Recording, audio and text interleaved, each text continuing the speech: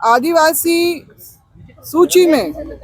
जनजाति सूची में शामिल होने के लिए जो ऐलान किया गया था और उन्होंने उस दिन उसको अंजाम भी दिया,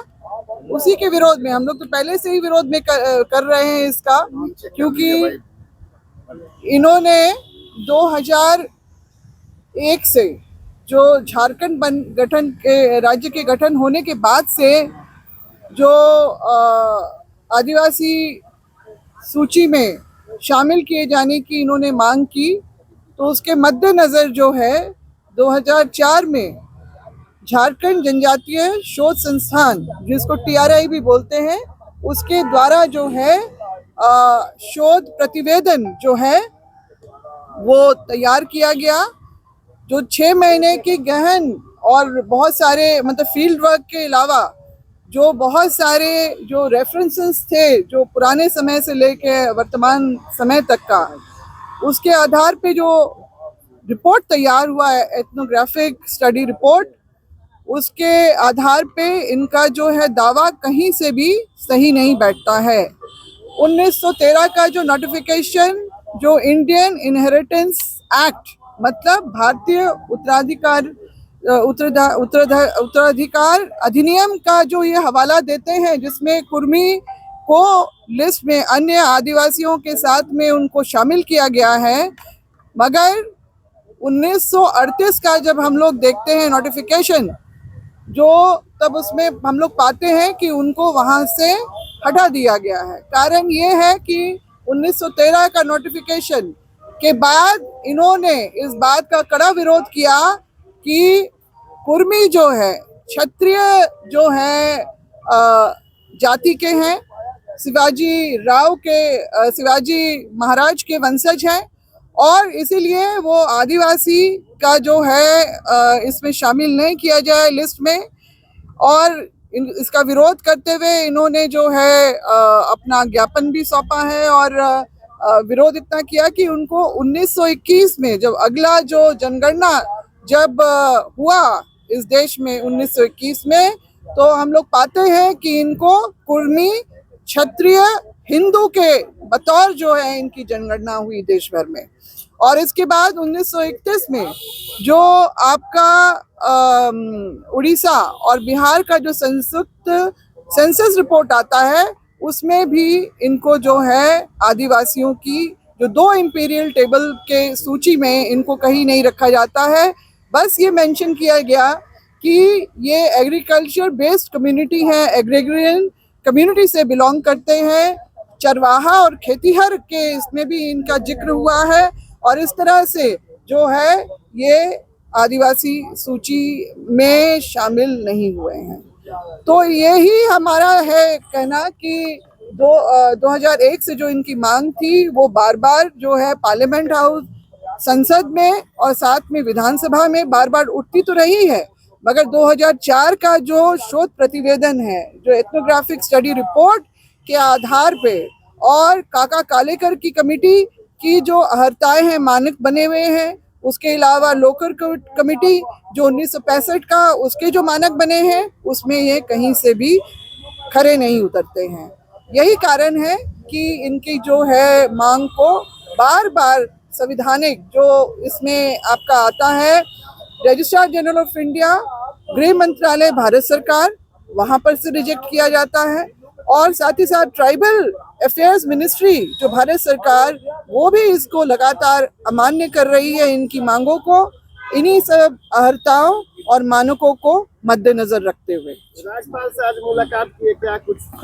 नहीं, निश्चित रूप से, क्योंकि वो उन्होंने बताया कि मैं भी तो 30 बरस से मतलब 3 दशक से मैं संसद में रहा, पार्लियामेंट हाउस में रहा, कभी भी इनकी मांग जो है इस तरह से कभी भी नहीं उठी है, और गाहे बगाहे जो इनका जिक्र करते हैं कि हमने मांग उठाई है, मगर वो जो है संवैधानिक तौर पे इनको जो है उन अहर्ताओं के नहीं शामिल होने के कारण ही इनको बार बार खारिज किया गया है। 2018, 2006-07, फिर 15, उसके बाद 18 में फिर से TRI को रिक्वेस्ट किया गया कि अद्यतन रिपोर्ट दी जाए। उसमें भी इन्होंने 2004 का ही जो शोध प्रतिवेदन का हवाला दिया। 2022 में आपका जो फरवरी के महीने में एक बार फिर से इन्होंने जो बात रखी, तो तत्कालीन निदेशक ने जो है उन्होंने जो उसमें अपनी टिप्पणी की है कि बार बार जो है ये अद्यतन रिपोर्ट मांगते हैं, जबकि एक बार जो है जो स्टडी रिपोर्ट में बातें आ गई हैं तो उसको दोहराते रहने का कोई मतलब नहीं है। और जब इस तरह से इन्होंने देखा कि इनकी बातों को खारिज कर दिया गया है अंततः, तभी इन्होंने 20 सितंबर 2022 को इन्होंने रेल रोको डहर छेको वाला कार्यक्रम 2022 से शुरू किया। क्योंकि संवैधानिक रूप से जब आप नहीं कर पा रहे हैं तो असंवैधानिक रूप से, मतलब रेल रोकना एक बहुत बड़ा सेक्टर है रेलवे, और जब उसमें इतने यात्री जो हर क्या बोलेंगे, हर वर्ग के लोग जो उसमें करते हैं, और ये जो पूजा का समय है सब बहुत पहले से अपना रिजर्वेशन करवा के रखते हैं, उनको घोर असुविधा का सामना 2022 के 5 दिन के रेल रोकने के, परिचालन रोकने के अंतर्गत हुआ। और जो है इसको फिर 2023 में इन्होंने जब देखा कि उनकी मांग नहीं पूरी हुई तो 23 में भी इन्होंने ऐलान किया था 20 सितंबर 2023 को। और मगर उस बार हम लोगों ने जो है प्रेस कॉन्फ्रेंस करके और जो भारत सरकार, राज्य सरकार को हमने चेताया था कि अगर इस तरह की कोई भी बात होती है, क्योंकि संवैधानिक अगर संस्थान इनकी चीज़ों को नहीं मान्यता दे रहे हैं तो इनके राजनीतिक दबाव में आके कुछ भी ऐसा नहीं होना चाहिए कि जिससे आदिवासी समाज को असुविधा हो। और जो है क्योंकि बहुत दशकों से, सदियों से आदिवासी समाज इनके हाथों जो है भेदभाव और जातिगत जो है भावना का जो है ये झेलते आया है। आदिवासी बचाओ मोर्चा के तत्वाधान में आज हम लोग महामहिम राज्यपाल से मिले। राज्यपाल ने स्पष्ट जवाब दिया कि जो आज़ादी के पहले हो गई अब होने वाला नहीं है। और हम लोगों ने मांग पत्र के रूप में जो कुर्मी समाज के लोग और उनके नेता जनजातीय सूची शामिल करने के लिए जो आंदोलन कर रहे हैं उनके विरोध में हम लोग आज ज्ञापन दिए। ज्ञापन देने के बाद हम लोग देश के महामहिम राष्ट्रपति से मिलेंगे और गृह मंत्री से मिलेंगे। मैं स्पष्ट कर देना चाहता हूं 2-3 बिंदु पर। संवैधानिक तौर पर TRI ने खारिज कर दिया है। यदि आप संविधान मानते हैं तो संविधान के तर्ज पर आइए। दूसरी बात है, भारत सरकार के जो कल्याण मंत्रालय, गृह मंत्रालय के मार्गदर्शक सिद्धांत के आधार पर